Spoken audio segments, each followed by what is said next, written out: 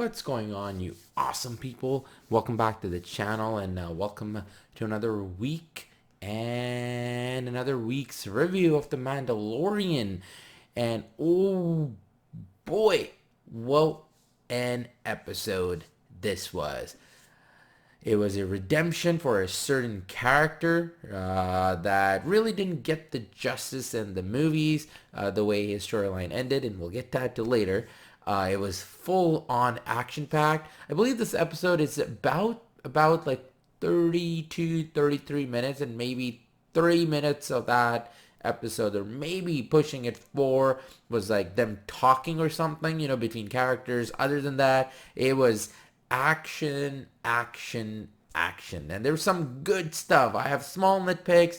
We'll get to that. But remember, as always, spoilers. So, we're on the journey. Basically, we're heading to Tython, where the Mandalorian, Mando, is bringing Baby Yoda, or now we know his name, Grogu, to planet Tython, where, that stone, and you gotta put him there so he can get, if he's good or bad, but if he's whatever he is, his powers will come back.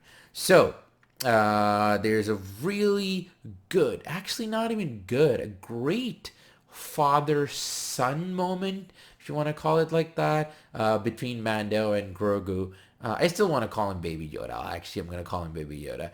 It just sounds better at the start of the episode. And it's amazing like how their relationship has developed since season 1, and, what they've been through, and how Grogu, Baby Yoda, reacts to everything Mando is saying, and how Mando, where in, first season and, continuously, he always was more of a serious person. And in this episode, you really see him like talking, and like he's trying to make a joke, and he's like laughing, and he's so happy that this kid is back with his powers, and he's so happy for him. And it's so neat to see that there's no kind of like evil thing in this guy where it's like, oh, he has these powers, I should control him, or da da da.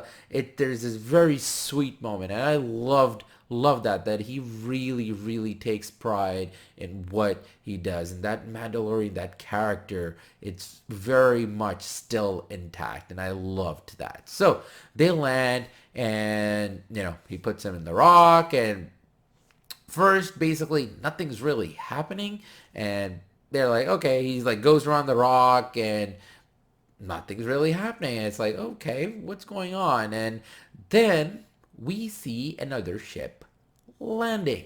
So he's like, okay, kid, just stay here, do not move, I'll be right back. Goes down, and we see Boba Fett. Oh yeah, he's back. And oh boy, he's this war-torn, just looking amazing, looking this tough as hell character. And with him, we also have Fennec. I hope I pronounced that right. Basically, this character is from season 1, the one they left in on Tatooine in the desert. And then at the end of the episode, if you remember, you saw somebody walking and kind of like picking her up. So everybody was like, who is this character? So it was actually, now we learn, Boba Fett actually saved her. So they are working together now. So they're like, Boba Fett is basically like, hey, that armor that you have, the armor which we found in the first episode of season 2 in this season, that's actually, we knew, but just by looking at it, we knew that that's Boba Fett's armor. And he's like, it belongs to me. That is something that is of mine. It was my father's, and then it was handed down to me, so it is mine. And then first Mando's like, okay. Like, but then they're about to start a fight, and I'm like, come on, guys, we're really gonna have like Mando fighting Boba Fett? So I was actually getting ready for it. And Mando, obviously he has all his gadgets and stuff, so he's ready to go. He's like, you know what, I'm ready, because Boba Fett is like, yo, if you try to shoot me, if you do anything, Fennec has a really good aim at your baby thing there.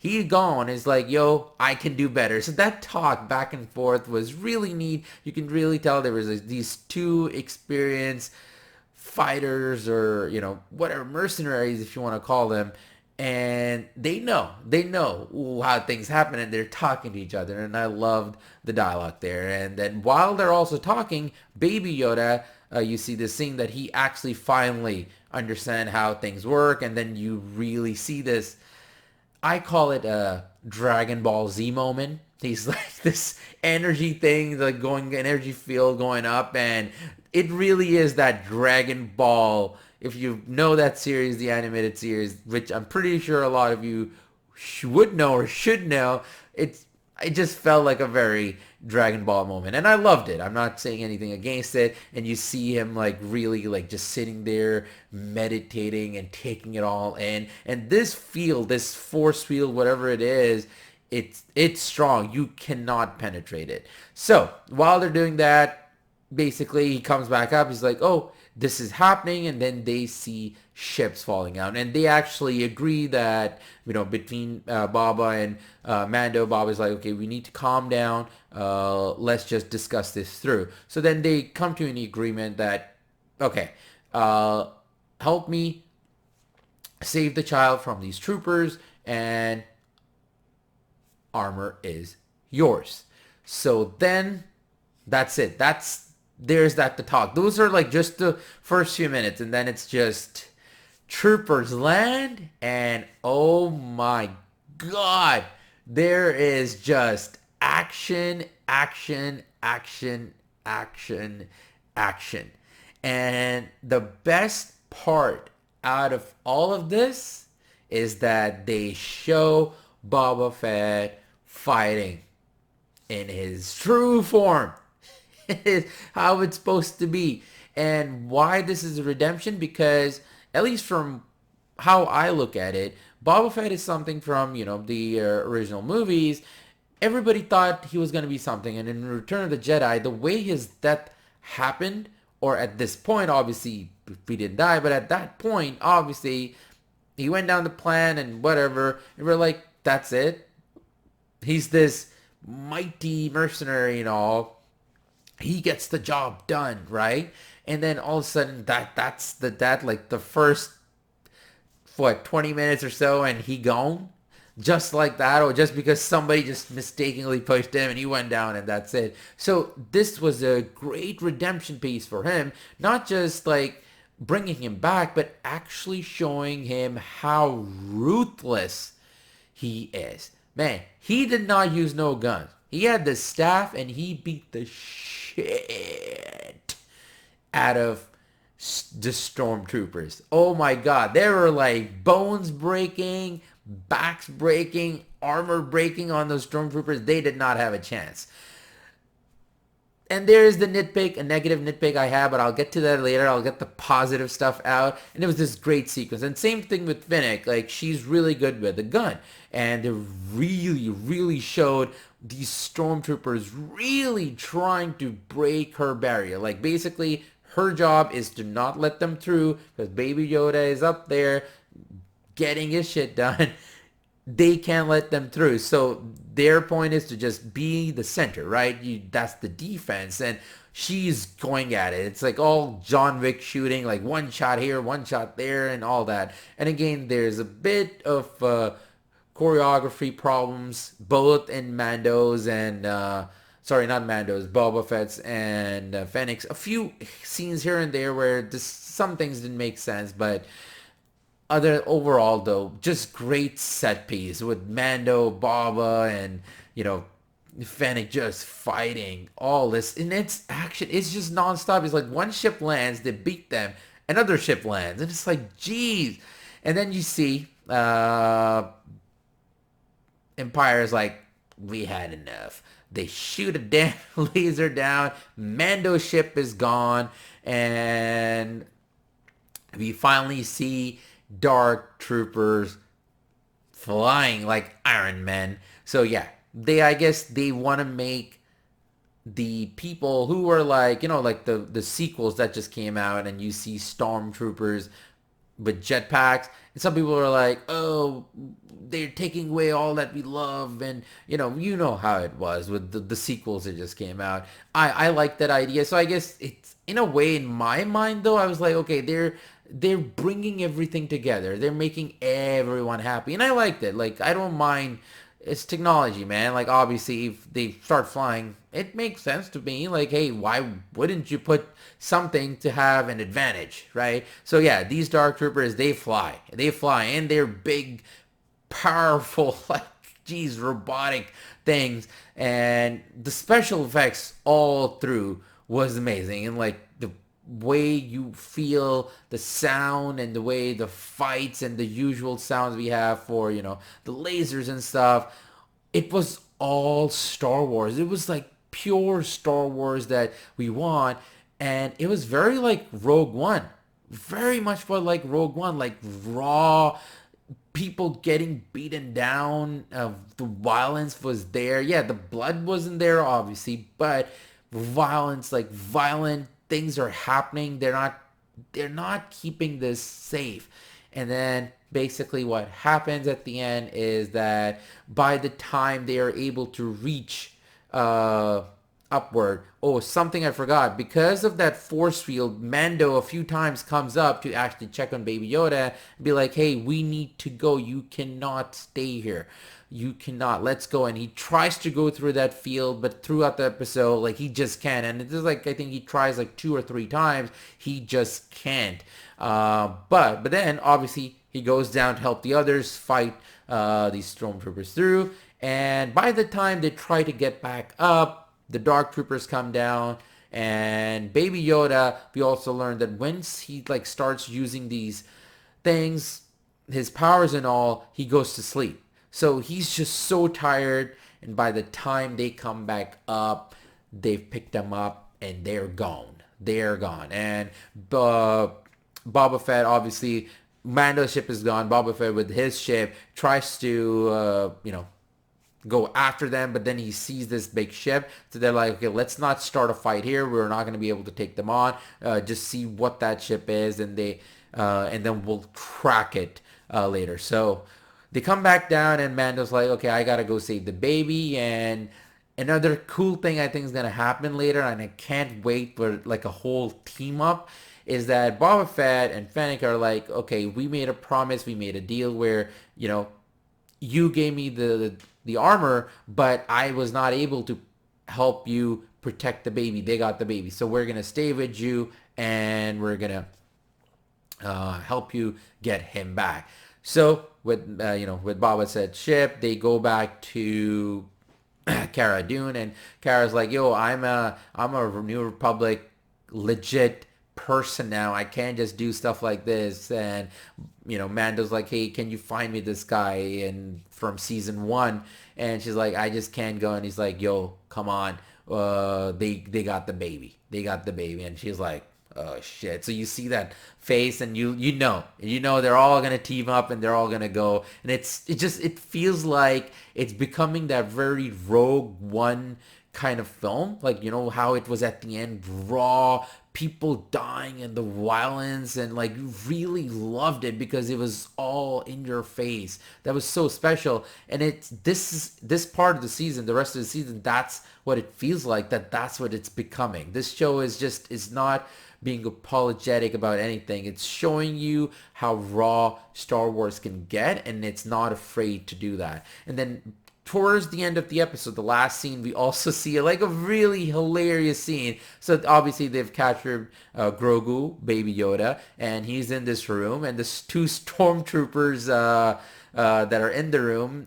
We see, like, we don't actually see the scene, but we see Moff, walking down the hall, and then he's about to enter the room, and he's like, what is the sound? And he goes in, and he has a smirk on his face because Baby Yoda has these 2 stormtroopers holding them with his powers and just smashing them oh my god, across the room, like just both of them, each other, then the walls and everything. He's angry.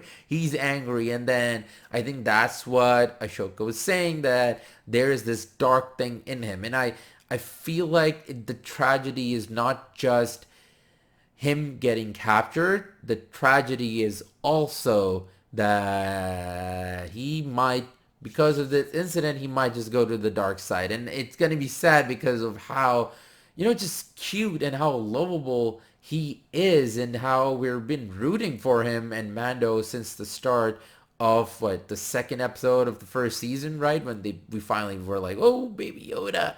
So it's going to be neat how they navigate that story of him becoming a Jedi and, finding his path if he goes to the dark side, if he goes to the light side of the Force. It's going to be great seeing that. Let's see if they actually keep it a long story or in the next 2 or 3 episodes. I think only 2 episodes left after this, or 3 maybe. If they're just going to do a quick storyline for him and be like, no, he's either on the dark side or on the light side. So let's see what they do with that. Let's see if they make a long story and the 3rd season might just be about him or saving him and bringing him back to the light side. Who knows? But can't wait. There's so much you can see. So again, at the end of the episode is when right after he's using his power, Moff is like, hey, do you know what this is? And he brings out the Darksaber, and Baby Yoda is like, I want that. He doesn't say that, but he's reaching out to it, and Moff's like, no, you're too young for it. And you know what? If you use your powers, the thing with your powers is at this age, if you use them, you go to sleep. And the baby just like, ugh. And then they basically put shackles on his hands so he can't properly use the Force, and he's basically asleep now. And he lets the doctor know that this kid has his powers. So yeah, we got his DNA. Let's do this. So that's the tragedy, that the possibilities are now open to where this goes. If he becomes a dark Jedi or a light Jedi, just him at this age, because he's also so young, it'll be neat to see where all of this goes. So many positives, so much in 32 minutes, so much happened. And only a few nitpicks I had in a couple of moments where Boba Fett and Fennec, when they were fighting. So there were points where I understand that they wanted to show how perfect they are and how worn, torn they are, and they're precise and all. But there are times where, I understand Star Wars have always made stormtroopers oh, they can't shoot and all, blah, blah, blah, blah. And, that's the joke. That's always been the joke. And that's fine. But there are moments where they run up to them. It's they're facing the other way, and instead of you shoot, you can just take out your gun and shoot them. He's not even looking at you, or she's not looking at you. They run up to them to get beaten in the face.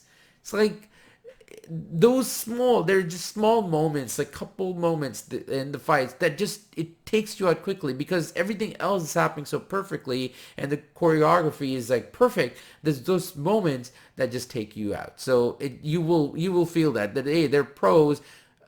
A better choreography would have been, a better choice. It's just those moments where Storm, why are you running? You can just take out your gun, shoot him in the back. Why are you running up to him so you can get your face smashed in? So yeah, those couple of moments I had a problem with. But other than that, as a Star Wars fan, as a Mandalorian fan, a Boba Fett fan, everything fan, you are going to love this. There was there were discussions about what's gonna probably happen in this one, not between the characters, but in your mind you're discussing oh, dark side, light side, oh, Baba is back and he's gonna work in Mandalorian, and Cara Dune also gonna join. All these assassins, mercenaries are gonna go on a team up mission, kind of like Rogue One. So it's just that good. They took a lot of aspects of their movies and mixed up with the shows, a lot of the themes, and made a really condensed episode, but with so much packed into it. So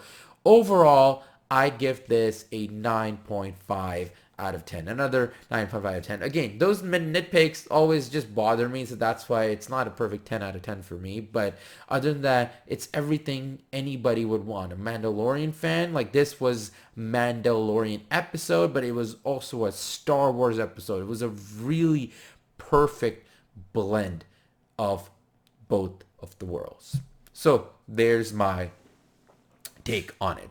I want to know what you thought of it. Well, let me know in the comments below if you liked it, hated it, what you think is going to happen in the next few episodes or in the next season. Let me know in the comments. Again, so after that, thank you so much for watching. Thanks for all the support. Please remember to share, subscribe, dislike, or like, whichever you prefer. And always, if you have any suggestions, if you have any requests or anything like that you want me to play or want me to watch and review, leave a comment below. So with that, I'll leave you for the night or the day. And yeah, thank you so much for watching.